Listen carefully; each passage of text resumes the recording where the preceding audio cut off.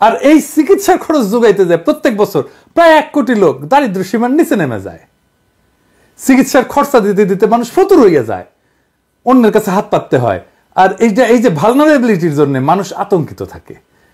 তাই স্বাস্থ্য মন্ত্রণালয়ের প্রথম এবং প্রধান দায়িত্ব হওয়া উচিত কিভাবে চিকিৎসার খরচা কমানো যায়। প্রথম খরচা কমানোর জায়গা হইতেছে ওষুধপত্র। ওষুধের ভ্যাট 15%, সেই ওষুধের ভ্যাটের সাথে ফার্মেসির আরো 1.5% ভ্যাট মিলায় রোগীকে প্রায় 16.5% ভ্যাট দিতে হয়। এটা ওষুধ কোম্পানিও বহন করে না, ফার্মেসিও বহন করে না, রোগীকেই বহন করতে হয়। তার মানে 100 টাকার ওষুধ কিনলে আপনি 16.5 টাকা ভ্যাট দেন। সরকার এই ভ্যাট থেকে 3 থেকে 4 হাজার কোটি টাকা পায় সারা বছরে রাজস্ব হিসাবে। এই ভ্যাট বাদ দিতে হবে। এখন হা করে উঠবে অর্থ মন্ত্রণালয়, কবে ফাজলামা পাইছেন ডাক্তার সাহেব, সরকার চলবে কিভাবে, রাজস্ব পাইছিলাম উঠি ধরে টান দিচ্ছেন। খারান আপনি ভ্যাট ফ্রি করবেন সিলেক্টিভ ওষুধে, যেমন ক্যান্সারের ওষুধে, ডায়াবেটিসের ওষুধে, হাইপার টেনশনের ওষুধে, অ্যান্টিবায়োটিকে, যেগুলো আসলেই চিকিৎসার জন্য লাগে।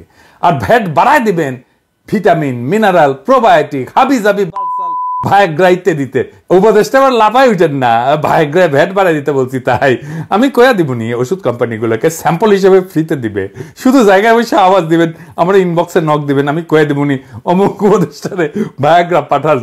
এইভাবে আপনি যেই ওষুধ বেশি ব্যবহার করাইতে চান সেই ওষুধে ভ্যাট নাই করে দিবেন। আর যে ওষুধ ব্যবহার কমাইতে চান সেটার ভ্যাট আকাশ ছোঁয়া করে দিবেন। প্লাস মাইনাস কইরা সরকারি রাজস্বে খুব বেশি ছাপ পড়বে না।